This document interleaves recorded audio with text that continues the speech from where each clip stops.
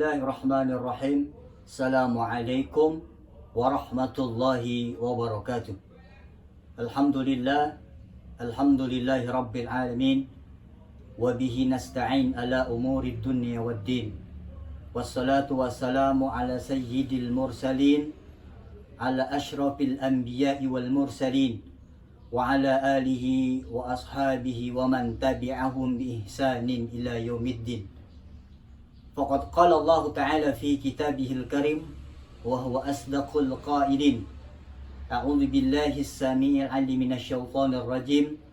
Ya ayyuhalladzina amanu taqullaha haqqa tuqatih wa la tamutunna illa wa antum muslimun. Wa qala aidan rabbi shrah sadri wa yassir li amri wahlul 'uqdatam min lisani yafqahu qawli. Para hadirin, para hadirat, para pemirsa dimanapun Anda berada, alhamdulillah, puji syukur kita panjatkan kepada Allah, Zat yang maha tinggi dan maha suci, yang telah memberikan nikmat kepada kita semua, sehingga pada kesempatan yang berbahagia ini kita masih tetap dalam kondisi terbaik. Semoga Allah Subhanahu wa Ta'ala senantiasa memberikan rahmatnya kepada kita semua, memberikan ridho dan maghfirahnya untuk kita semua. Salawat dan salam senantiasa tercurah kepada junjungan kita Nabi besar Muhammad sallallahu alaihi wasallam beserta para keluarga, para sahabat dan segenap para pengikutnya. Beliau adalah Nabi yang telah membebaskan umat manusia dari pengabdian berhala menuju kepada pengabdian Allah semata. Nabi yang cinta dan sayang kepada umatnya, Nabi yang indah dan manis tutur bahasanya. Mudah-mudahan kita pengikutnya yang istiqomah di dalam menegakkan sunnah-sunnah dan syiarnya mendapatkan syafaatul uzma pada yaumul qiyamah. Hadirin hadirat para pemirsa yang Allah muliakan, pada kesempatan yang berbahagia ini kami ingin membahas kajian tematik terkait dengan persoalan yang ada di dalam dunia metafisika. Yang kami ambil materi ini dari min qisasil Qur'anil Karim, yang kita ambil dari cerita yang terdapat di dalam kitab suci Al-Qur'anul Karim, di mana kisah itu adalah bagian dari keimanan kita terhadap perkara-perkara yang gaib. Persoalan ghaibiyah yang kita kenal, kisah itu di dalam Al-Quran adalah tentang sihir. Dan kami insya Allah akan membahas tentang sejarah sihir di dalam peradaban umat manusia. Meskipun para hadirin, para hadirat, para pemirsa, ada sebagian dari umat manusia yang tidak mempercayai dan meyakini adanya sebuah peristiwa sihir dalam kehidupan manusia. Mereka menganggap bahwa ini adalah bukan zaman batu. Ini adalah zaman dan era milenial. Peradaban telah berkembang dengan maju. Teknologi telah berkembang pesat, IT, dan lain sebagainya. Dan juga mereka menganggap bagaimana mungkin bahwa syaitan dari kalangan bangsa jin yang bersifat non-materi ini bisa masuk ke dalam tubuh manusia. Ini bisa menyakiti manusia yang memang manusia itu bersifat materi, yang dapat dilihat, dapat dirasa, dapat disentuh, dan lain sebagainya. Karena dasar mereka tidak meyakini peristiwa sihir ini adalah akal mereka. Pondasi mereka tidak percaya terhadap peristiwa sihir ini adalah logika mereka, yang justru logika mereka, akal mereka tidak mampu untuk merangkai, membuat sebuah variabel, menghubungkan antara sesuatu yang bersifat materi dengan sesuatu yang bersifat non materi. Padahal para sobat dan para pemirsa, kalau kita melihat, kalau kita membuka dan membaca lembaran-lembaran dalam kitab suci Al-Quran, kemudian dalam hadis-hadis Rasulullah Sallallahu Alaihi Wasallam, serta penjelasan dari para ulama salafus soleh tentang sihir ini banyak sekali dalilnya, banyak sekali keterangannya, dan ini membuat satu kepastian kepada kita semua bahwa sesungguhnya peristiwa sihir adalah waqi' nyata adanya.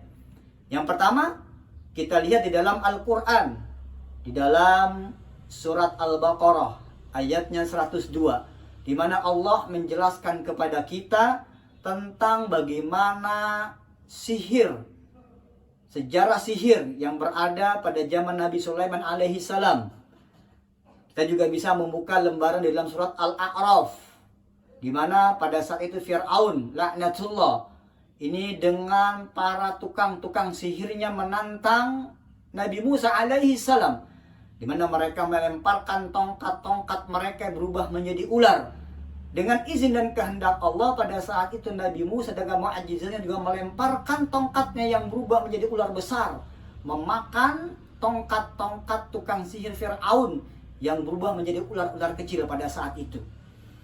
Yang ketiga, kita juga melihat bagaimana di dalam hadis-hadis Rasulullah Shallallahu Alaihi Wasallam tentang Rasulullah yang disihir oleh seorang Yahudi yang bernama Labid bin Aqsam.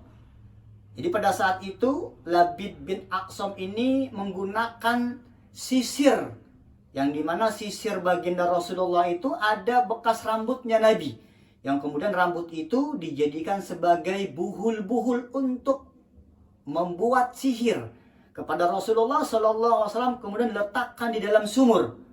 Nah, peristiwa ini kemudian membuat Rasulullah SAW ini seakan-akan mendatangi para istri-istrinya, menggauli istri-istrinya, padahal Rasulullah tidak melakukan seperti itu. Kemudian turunlah dua malaikat yang memberikan sebuah keterangan bahwasannya orang ini, yang dimaksudkan dengan orang ini adalah Rasulullah, sedang terkena sihir. Kemudian dilakukanlah sebuah ruqyah terhadap Rasulullah, dan peristiwa ini menjadi penyebab dari turunnya asbabun nuzul surat Al-Falaq dan surat An-Nas. Maka sejak itu Rasulullah menganjurkan dan mengajarkan kepada kita, ketika kita terkena gangguan sihir non medis, salah satunya adalah dengan membaca surat Al-Falaq dan membaca surat An-Nas. Para hadirin, para hadirat, para pemirsa yang dirahmati dan dimuliakan oleh Allah Subhanahu wa taala. Berbicara juga tentang sihir, para ulama telah banyak menjelaskan di dalam kitab-kitab mereka. Syekhul Islam Ibnu Taimiyah dalam kitabnya Risalatul Jinni, beliau juga mengatakan bahwa sihir itu sesuatu yang nyata meskipun peristiwanya tidak mampu kita ungkapkan secara akal dan logika kita. Bahkan Imam Ibnu Qudamah dalam kitabnya Al-Bughni, beliau juga menjelaskan kepada kita bahwa sihir itu memang benar-benar bisa terjadi menimpa kepada manusia, yang dilakukan oleh kahin, oleh seorang dukun, dibantu oleh bangsa jin. Bahkan sihir ini bukan hanya saja menyebabkan seseorang itu jatuh sakit, mengalami beberapa penderitaan di anggota tubuhnya, bahkan bisa sampai menemui sebuah kematian.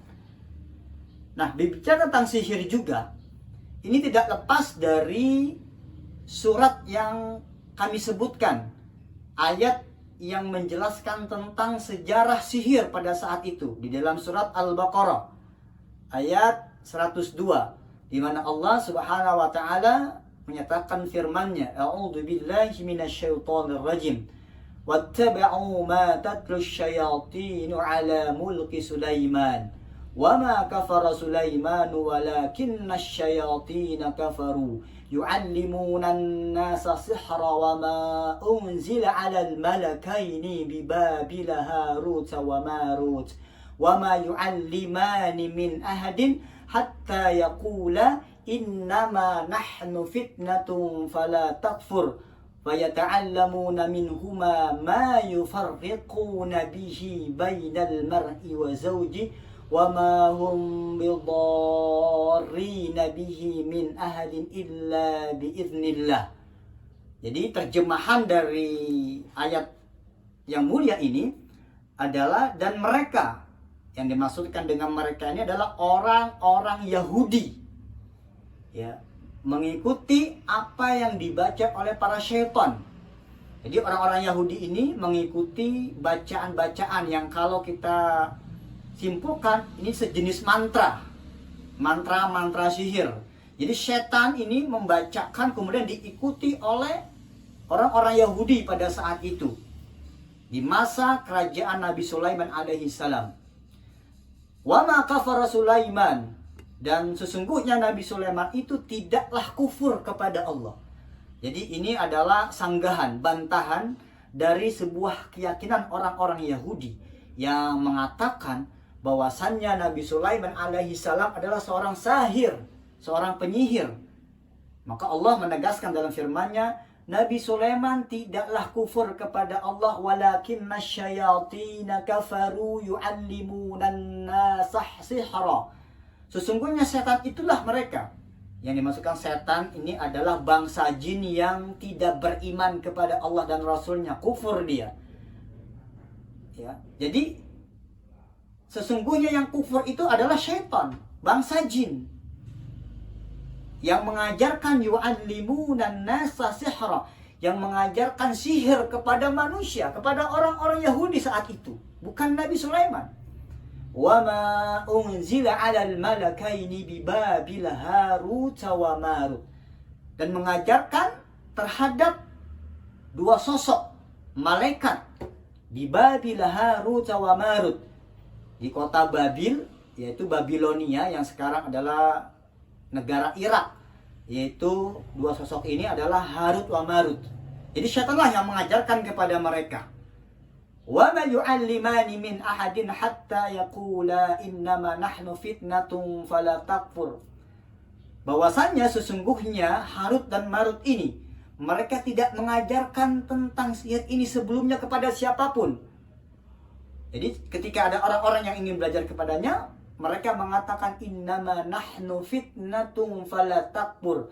Sesungguhnya kami ini adalah ujian buat kalian, maka janganlah kalian ini menjadi kufur kepada Allah Subhanahu wa taala. Nah, kemudian yang selanjutnya, mereka justru orang-orang Yahudi, mereka mempelajari sihir, ma yufarriquna bihi bainal mar'i wa zawji. Mereka belajar tentang sihir, bagaimana sihir yang memisahkan antara kehidupan seorang suami dengan istrinya. Wa ma hum bidarrina bihi min ahadin illa biiznillah. Padahal sesungguhnya mereka belajar tentang sihir itu akan memberikan banyak mudarat, bahaya untuk dirinya, untuk kehidupannya, bahkan untuk orang lain. Wala yanfa'um, dan ilmu sihir itu tidak bermanfaat untuk kehidupan mereka yang sebenarnya. Akan tetapi orang-orang Yahudi, mereka terus mempelajari tentang sihir ini. Dan para sobat, para pemirsa, perlu diketahui, awal permulaan sihir ini adalah dimulai dari belajarnya orang-orang Yahudi tentang sihir. Nah, ayat yang mulia ini tidak lepas dari tiga tokoh sentral. Yang pertama adalah Nabiullah Sulaiman, kemudian Harut dan Marut. Siapakah tiga sosok sentral ini yang terkait dengan sejarah peradaban manusia tentang sihir? Kita akan coba bahas lebih dalam, kita akan coba bahas lebih lanjut setelah jeda berikut ini.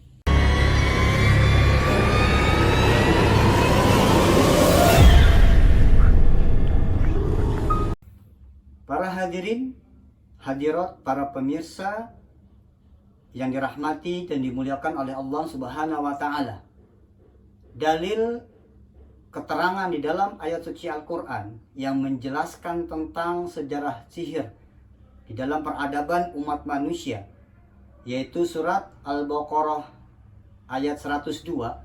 Ini ada beberapa riwayat tentang asbabun nuzulnya, sebab turunnya firman Allah yang mulia ini.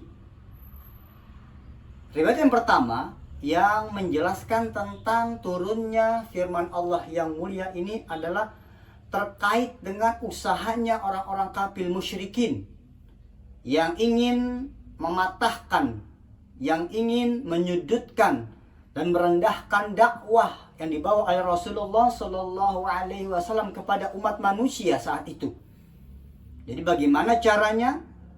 Orang-orang kafir Quraisy ini berusaha untuk melemahkan dan menyudutkan kebenaran yang Rasulullah bawa. Sehingga orang-orang kafir Quraisy itu mendatangi orang Yahudi. Mereka ingin bertanya tentang sosok yang mengaku sebagai dirinya seorang nabi dan utusan Tuhan, yaitu Rasulullah Nabi Muhammad Shallallahu Alaihi Wasallam. Jadi orang-orang kafir musyrikin saat itu bertanya kepada seorang Yahudi, bagaimana tentang sosok orang yang mengaku sebagai Rasul. Kemudian orang Yahudi ini menyebutkan, berkata kepada orang kafir Quraisy saat itu, kalau dia mengaku sebagai Rasul, dia mengaku sebagai utusan Tuhan, dia mengaku sebagai Nabi, maka buatlah satu pertanyaan kepada orang tersebut tentang hakikat sihir. Jadi orang Yahudi ini ingin coba menyanyikan, ingin coba menyamakan ajaran Taurat dengan Al-Quran. Artinya, kalau saat itu Rasulullah mampu menjelaskan tentang hakikat sihir sesuai dengan apa yang tertuang di dalam kitab Taurat, maka itu adalah benar bahwa dia adalah seorang nabi, dia adalah seorang rasul, dia adalah seorang utusan dari Tuhan yang membawa kebenaran dan wahyu. Tapi kalau orang yang mengaku nabi ini tidak mampu menjelaskan tentang sihir, tidak mampu memberikan sebuah keterangan yang tidak sesuai di dalam kitab Taurat, maka dia adalah seorang nabi palsu. Dia bukan Rasulullah, dia bukan seorang nabi, dia bukan seorang utusan Tuhan. Dia hanya orang yang mengaku sebagai nabi dan rasul saja. Nah, terkait dengan peristiwa tersebut, maka turunlah firman Allah yang mulia ini, surat Al-Baqarah 102. Ini riwayat yang pertama. Ini keterangan yang pertama, turunnya firman Allah yang mulia tersebut.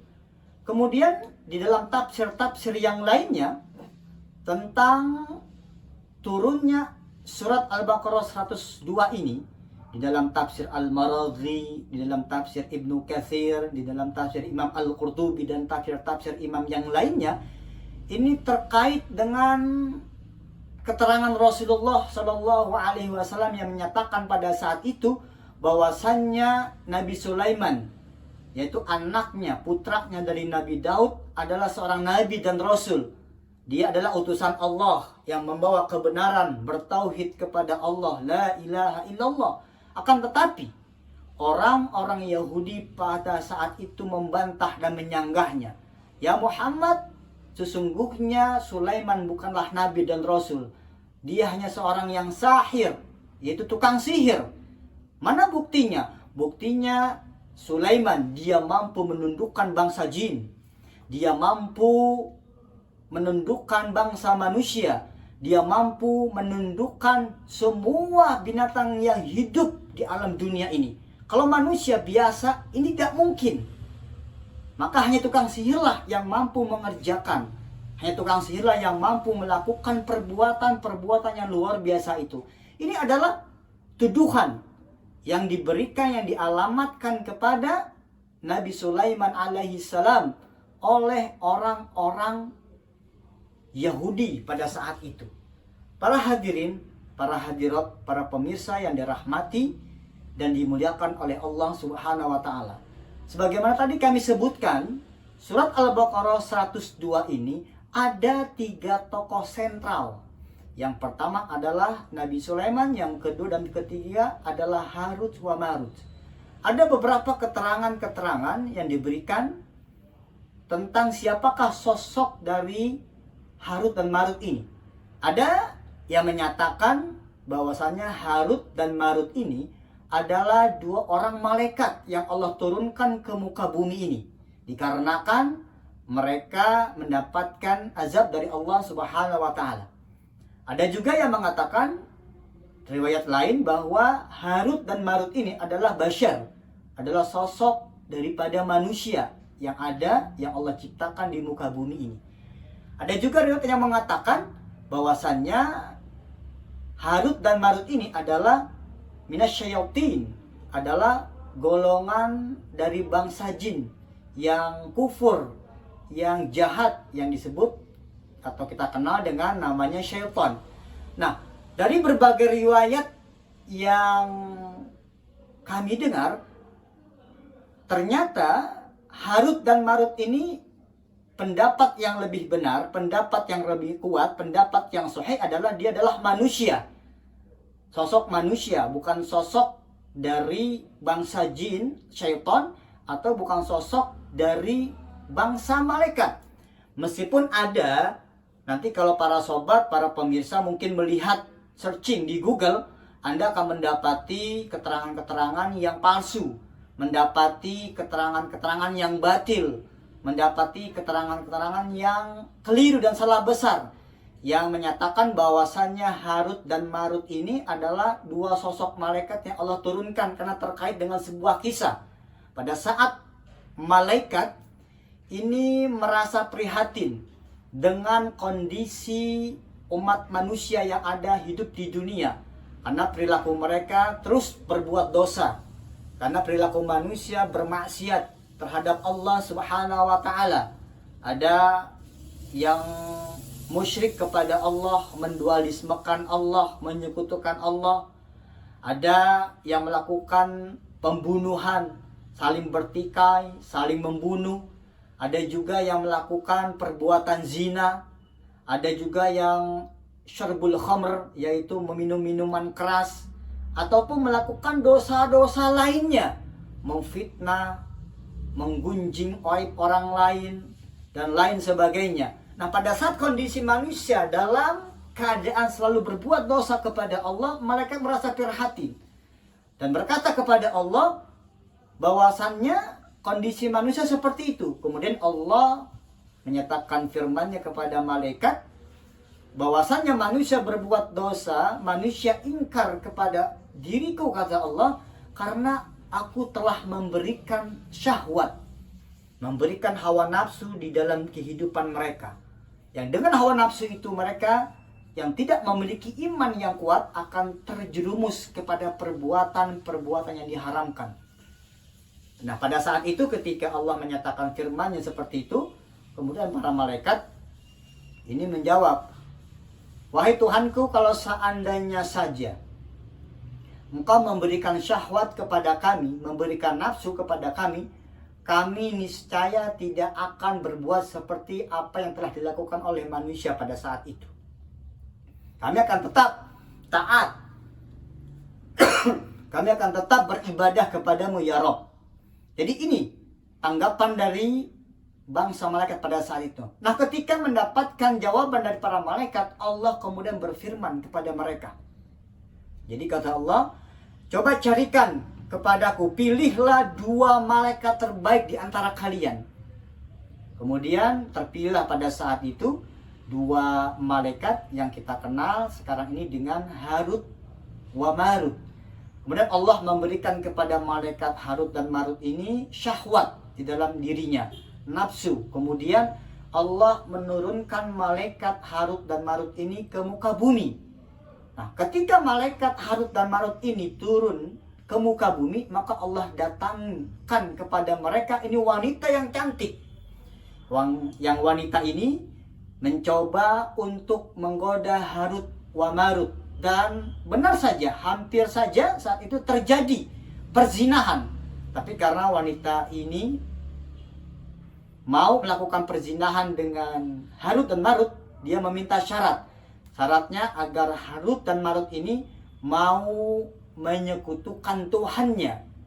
Karena Harut dan Marut adalah bangsa malaikat yang dia taat beribadah kepada Allah, mendapatkan syarat ketika harus berzina, dia melakukan perbuatan syirik kepada Tuhannya, dia menolaknya.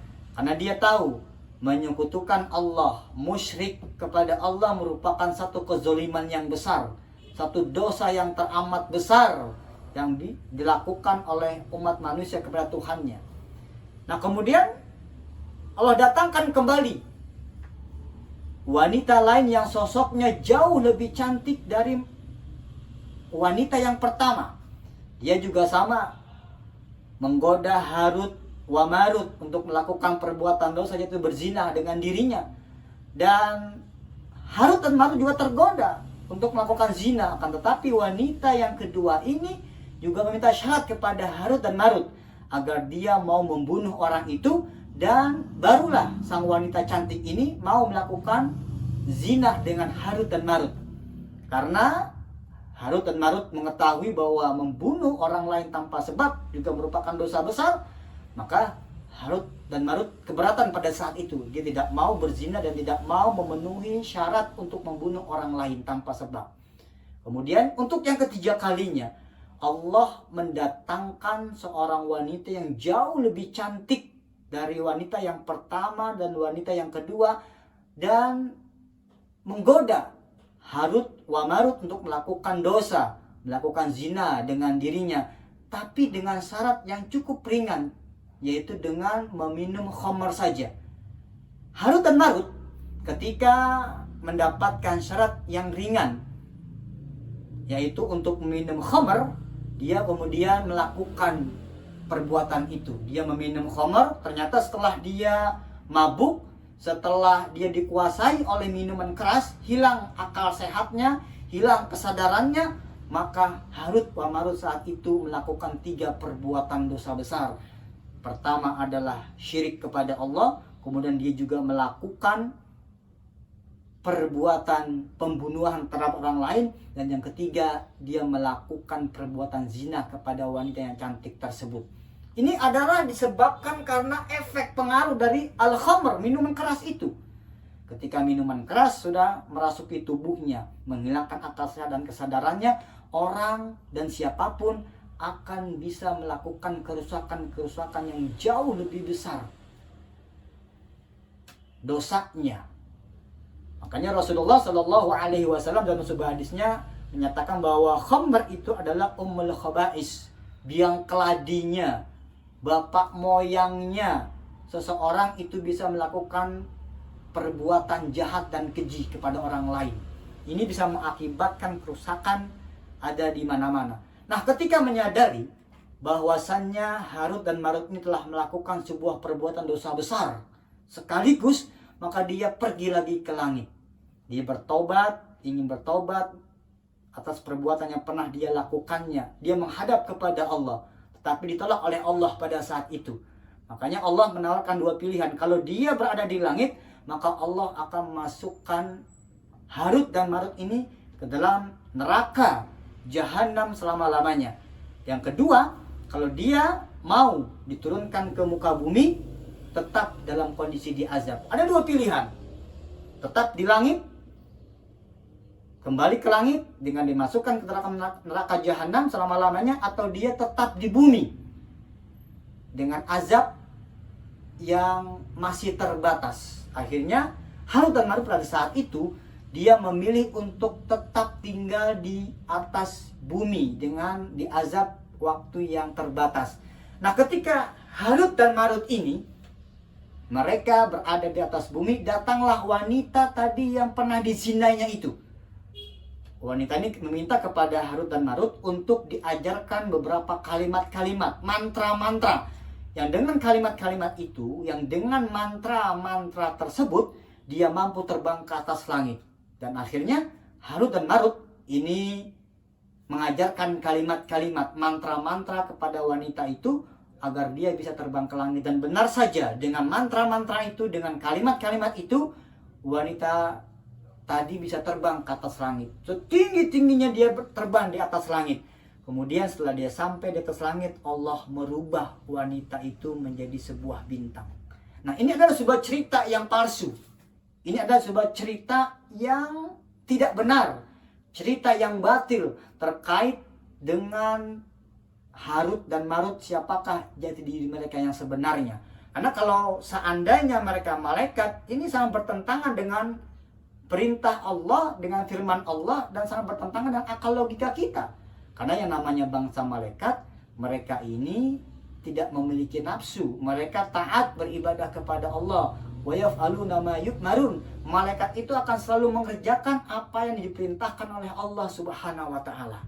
Jadi siapakah sebenarnya sosok Harut dan Marut ini, dan terkait dengan apa saja sihir yang ada pada saat itu dengan Harut dan Marut? Kita akan coba membahasnya, kita akan coba mengkajinya setelah berikut ini.